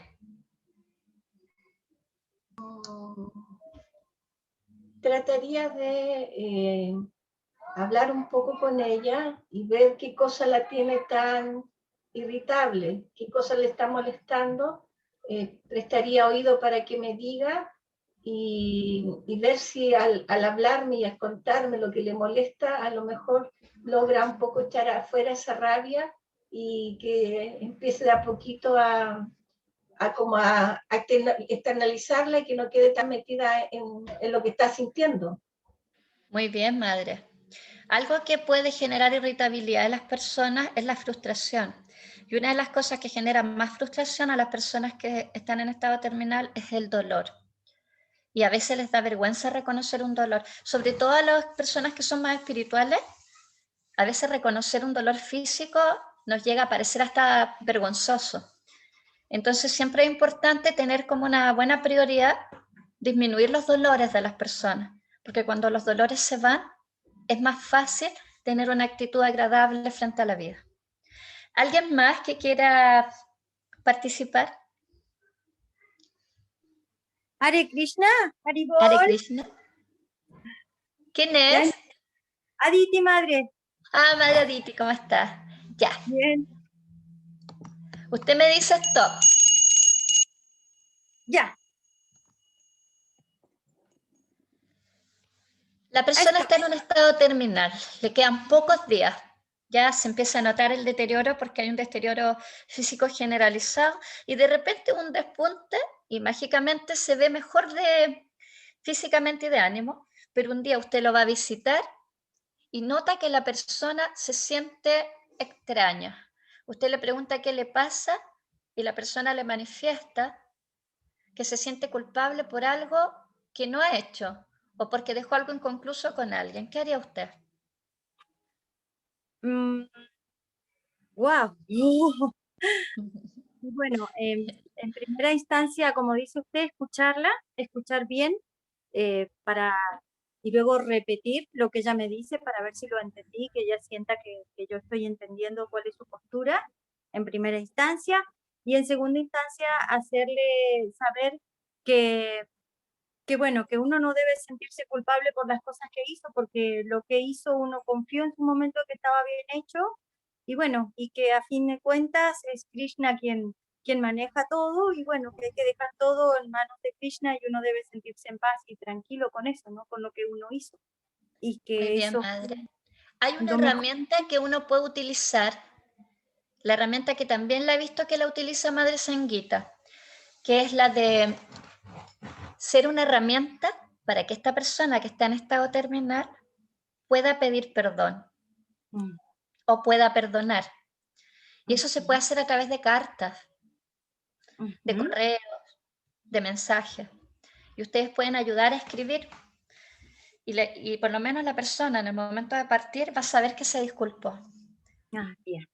Es una buena herramienta para que la tengan en consideración. ¿Ya? ¿Alguien más?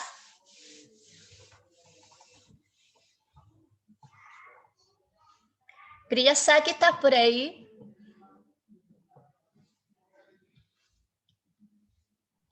¿Estará por ahí, Priya? Yo, madre, yo lo tiro.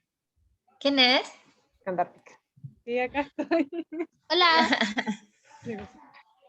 Ya. ¿Funciona?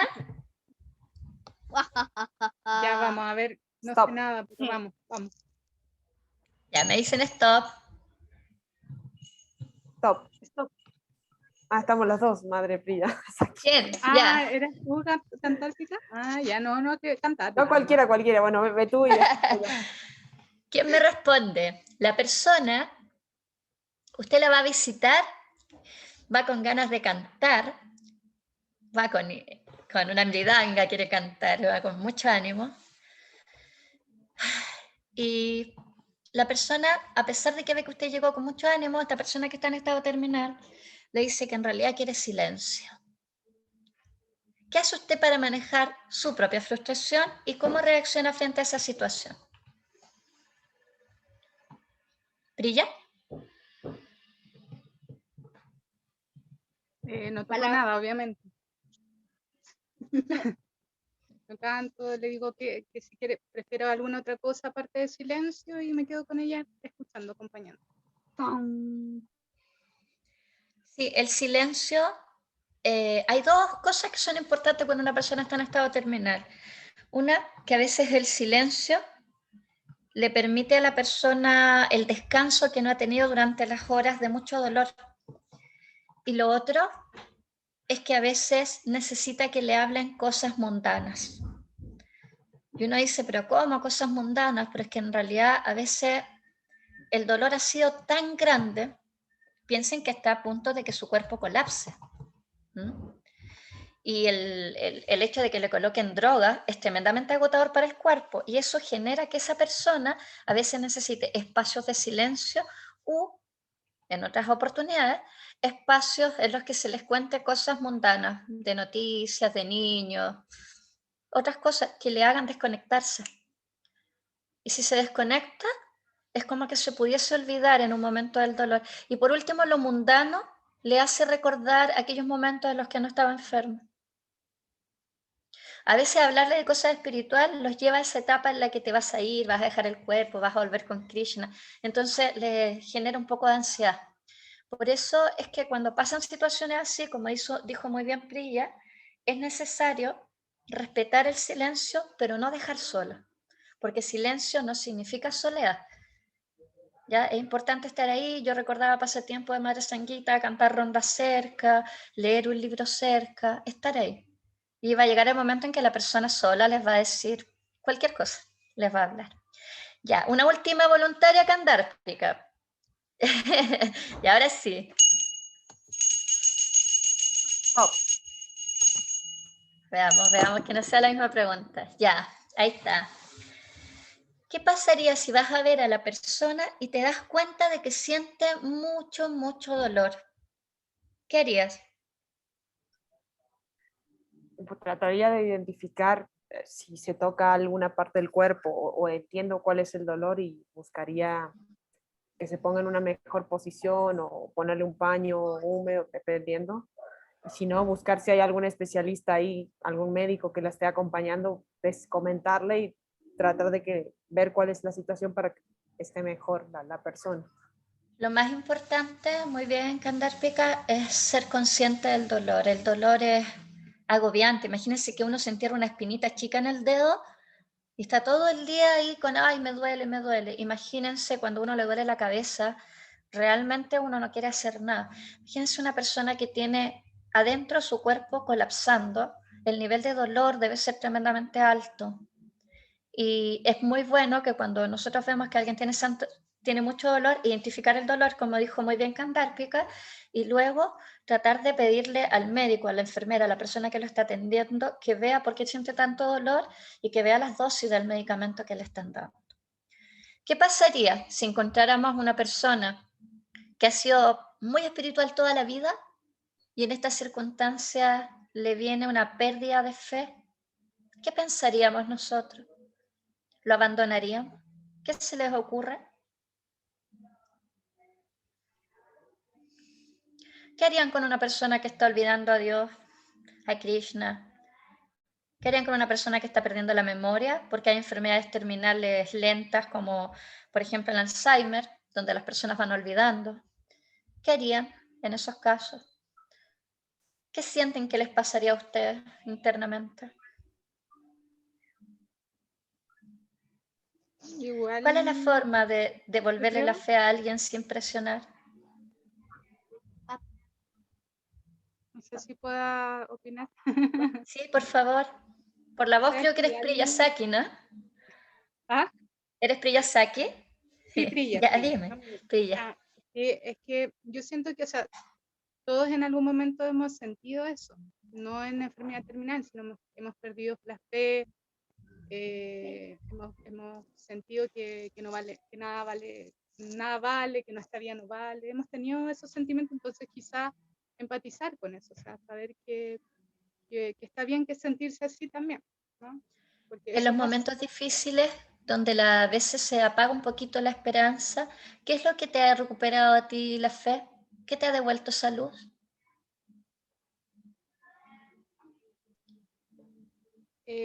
Reflexionar, o sea, reflexionar qué es lo valioso, eh, em,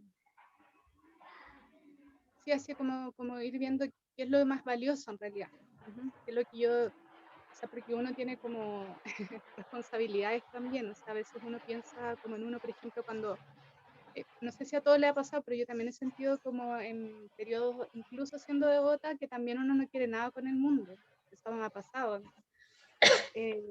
Y claro, voy recordando que tengo también responsabilidades, que en realidad, más que nada, ahí me aferro a la filosofía también. Empiezo a recordar cosas que también me ayudan a comprender los estados en los que estoy y que en realidad es más valioso.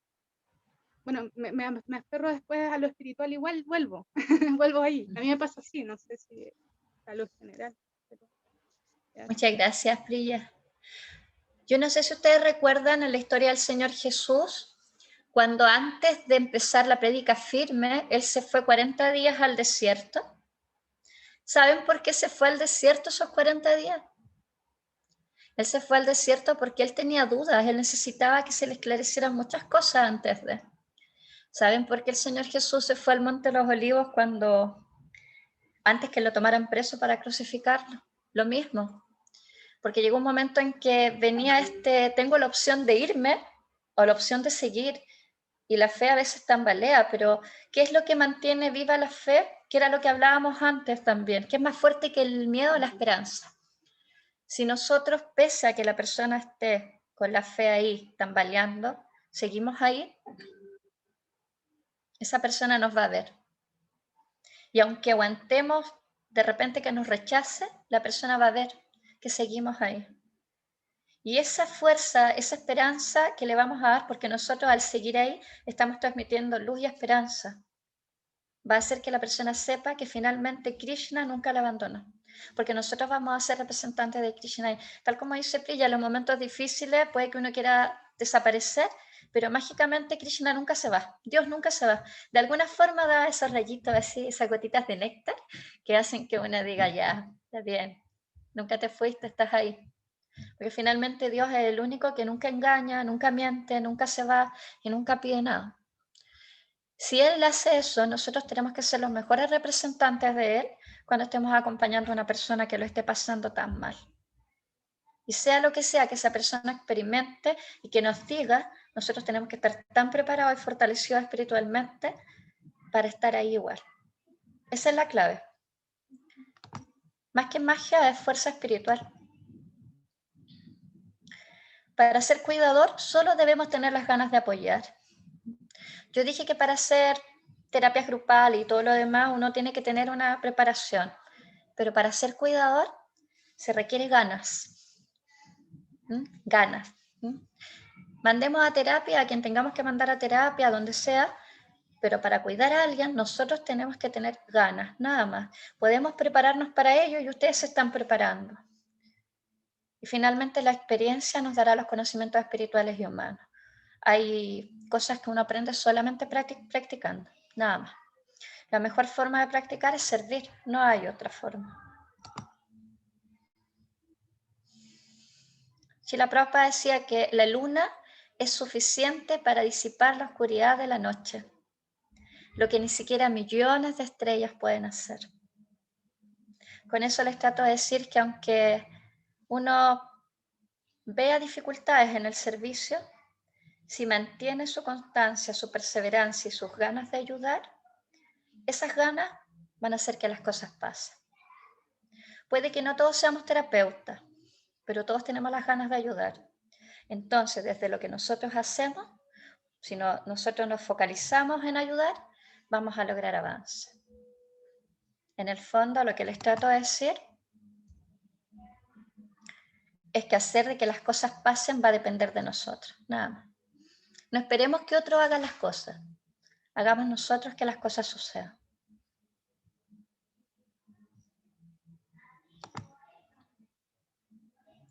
Gracias. Y si alguien quiere una tablita o algo de apoyo, me avisan. Ahí yo los apoyo en lo que necesiten. Eso, ¿algún comentario para despedirnos? Madre, buenas tardes. Es Ruti Prilla, ¿cómo están? Madre, ¿cómo está Hare Krishna? Madrecita, voy a prender la cámara, pero no se asusten. Madre, es que le quería preguntar lo siguiente. Yo voy a hablar como desde mi perspectiva y de mi experiencia personal, que igual lo pensé harto en preguntar porque son cosas que todavía son como muy dolorosas para mí. Primero que todo, le agradezco mucho su clase, mire que me llegó al alma y estoy tan agradecida y siento que somos tan afortunados de tenerla en nuestra comunidad que de verdad es impagable lo que usted hace por nosotros. Así que muchas gracias. Y le quería preguntar, yo viví con una persona muchos años, muchos años, y su forma que, bueno, yo con los años pude codificar que por supuesto que eso es como un maltrato psicológico y como un chantaje, pero yo en el momento estaba tan metida en esa sopa de sufrimiento que yo no tenía muchas herramientas como para reaccionar. Y una de las herramientas que utilizaba como yo creo sí, yo creo que sería como maltrato psicológico, en verdad esa es la palabra, es que me amenazaba con que se iba a suicidar. Y yo vivía muy angustiada porque yo no sabía a qué horas de verdad sí cumplía ahí. Entonces era muy duro porque a pesar de que la embarraba, al final terminaba yo conteniendo a la persona porque no me decía que se mate. Sí, o sea, ahora si usted me pregunta ahora yo creo que yo le diría que ya me porque tantos años después supe que con las siguientes parejas que tuvo hacía lo mismo, me voy a matar. Pero uno en el momento uno no tiene muchas herramientas para saber eso hasta qué punto va a ser real o no va a ser real, y uno empieza a andar al ritmo de la persona con tal de que no se haga nada, como asumiendo que eso es una responsabilidad de uno. Usted hablaba de que había unos signos muy claros para saber quién sí lo va a hacer y quién no. Y hasta qué punto si uno también. Primero, agradecerle por contar algo tan delicado y tan importante en su vida. Segundo, creo que nos sirve a todos, ¿ya? Dos cosas. La primera es que en el círculo de la violencia, cuando la persona siente que pierde el control sobre la persona agredida, utiliza distintas estrategias para traerla de vuelta. Una de las estrategias que puede utilizar es el chantaje emocional. ¿Qué es esto? Lo que usted dice, que la amenace con matarse. Después de que usted aceptó, la persona vuelve a la violencia. Otra forma de ejercer violencia, pero traerla de vuelta para la violencia, es conquistarla de nuevo, con chocolates, con bombones, con el buen trato que nunca le dio, la conquista y la trae de vuelta al círculo de la violencia. Y otra forma es a través de los hijos. Cuando hay hijos, chantajean con los hijos. Y después la traen de vuelta y la mantienen. Cortar el círculo de la violencia cuesta demasiado. Es muy difícil que uno, cuando ya está inserto en el círculo de la violencia, pueda salir. Tienen que ocurrir cosas muy difíciles, muy duras para que uno llegue a tomar la decisión. Es un proceso muy largo. Lo bueno es que usted pudo salir. ¿Qué es lo que yo le voy a explicar respecto a si es real o no que se pueda matar? Hay hartas probabilidades de que sí intentara matarse, pero no solo a él. Hay muchas probabilidades de que también la pudiera agredir a usted. Le voy a explicar por qué. La columna de la mente, ya, la estructura de la mente, la columna de la mente, tiene varias fases. Se habla de que hay algunas personas que tienen una estructura que está caracterizada por ser más impulsiva, que fluctúa entre el descontrol de impulso y el controlar a otros. Ya. Generalmente las personas que suelen ejercer violencia sobre otros están en esa estructura psicológica, ya que es una estructura más borderline, más extremista. Ese tipo de personas se caracterizan, ahí uno puede entender los rasgos. Primero porque son impulsivos. Cuando son impulsivos tienen descontrol de impulso, por ejemplo, en el consumo de drogas, de alcohol, de ingesta de alimentos, de juegos de azar. Rompen todos los principios o tienen la tendencia a romperlo. ¿Ya? ¿Sí? Y segundo, se caracterizan por el descontrol de impulso en general en sus vidas. Hacen una cosa, hacen otra, pero nunca piensan, actúan impulsivamente. Esas personas tienen tendencia a dañar a otros y a dañarse a sí mismos. Generalmente una persona que se va a matar, que tiene una estructura más borderline, suele no matarse sola. Así que independiente de que él corra el riesgo de matarse, cuando se mate, lo va a hacer después de haber matado a la pareja, o de haber intentado matar a la pareja, o de haber intentado matar a los hijos. Por eso es que uno debe escapar antes. Si se mata o no la persona, usted le avisa a la familia y se va. Pero no puede seguir ahí. Ahora, ¿cuál es mi recomendación? Que yo creo que algo que con la experiencia y con los años yo lo he aprendido. La mejor forma de que una persona no caiga en una relación tóxica es que a uno lo eduquen cuando es niño. Tarea para todos nosotros es educar a nuestros hijos. Educar en que no hay que tratar mal a otros, educar en qué es violencia, educar en que las bromas, las descalificaciones no son bromas, educar en que no es adecuado que alguien lo trate mal, de que los golpes no son una forma de relacionarse. Esa es la tarea que tenemos. La mejor tarea en este momento para nosotros es educar a los niños. Podemos tratar de prevenir la violencia, pero la persona que es violenta porque aprendió y fue criado así. Por lo tanto, la mejor forma es prevenir. Y para prevenir tenemos que promover una salud psicológica, mental y emocional en nuestros niños. Y para eso lo mejor es educarlos en el amor y en un ambiente donde no haya violencia. Si tenemos niños en un ambiente de violencia, saquémoslos. Si es necesario separarse de ahí, hay que irse y llevarse a los niños, hay que hacerlo. No hay otra forma, porque si no nuestros niños van a ser violentos después. ¿Se da cuenta? Pero usted hizo lo correcto. No si la persona se iba a matar, no se iba a matar sola. Eso es lo que hay que entender. Un borderline jamás se daña al otro solamente o se daña a sí mismo. Siempre va a dañar la mayor cantidad de personas que pueda. ¿Sí? Muchas gracias, madre. Agradezco Madre, muchos espacios que uno se sienta confiado en decir cosas que para uno no es fácil decir eso y a veces casi como que viene el juicio es como hasta uno, como que le habrá hecho a esa pobre persona para que haga eso. Entonces, no, No, si la violencia nunca tiene una justificación. como que fuera un secreto de uno, ¿sí me entiende? Como que fuera que uno fuera el que hubiera hecho algo malo, o sea, como que más encima la sociedad es muy juzgadora de esas cosas, ¿no? ¿Qué es lo importante cuando uno sufre violencia? Que saliendo del círculo aprenda a perdonar y utilice esa herramienta para poder crear una conciencia de cuidado y protección de los niños. Eso es lo más importante. Muchas gracias. Gracias, madre, madre. aquí vamos a, bueno, voy a parar el video, solo nos vamos a despedir oficialmente para la gente que nos esté viendo en la grabación. Le queremos agradecer nuevamente por todo el apoyo. La verdad que estos talleres nos han ayudado mucho a crecer como personas en lo particular y también para poder ayudar a otros. Como nos menciona en el primer taller, si uno no está bien, si uno no está fuerte, es muy difícil que podamos ayudar a otras personas, y sobre todo en un momento tan difícil como es el paso, ¿no? La muerte.